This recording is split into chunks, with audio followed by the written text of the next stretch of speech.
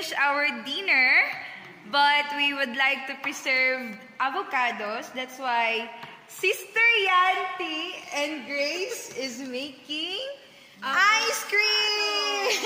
Ice cream. With susu. We do not have blender, but do not worry because Grace has manual blender. Look at her. Yeah, do it like this. And then I put it again. Yeah, Sister Yanti is putting another avocado. Manually blend it, Grace. Blend it. I'm back. We have one tip to you, to all of you.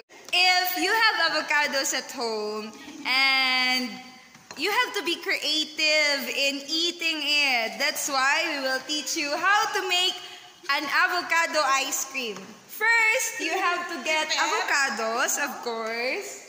And now, peel it in half.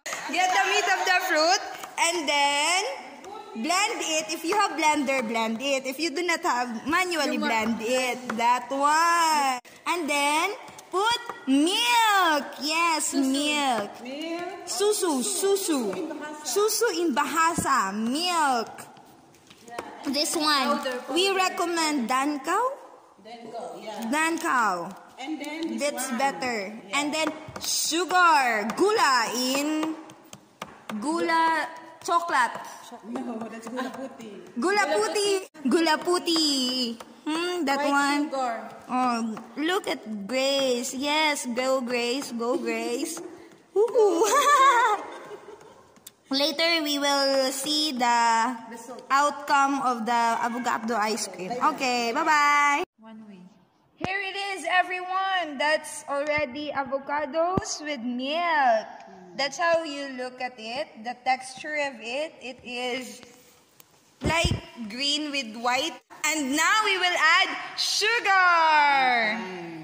Gula puti. If you like manis, then you put Yes, mani.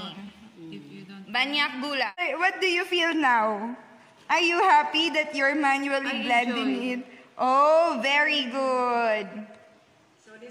It's my first time to make avocado ice cream. Oh, propiciat. With manual. Grace, you're so beautiful in the video. Thank you.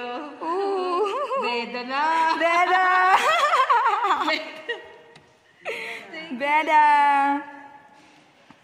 I'm so excited to eat that, but you know, it has milk, so. Thank you. Okay. Okay, Grace? Okay. bye-bye. Bye-bye.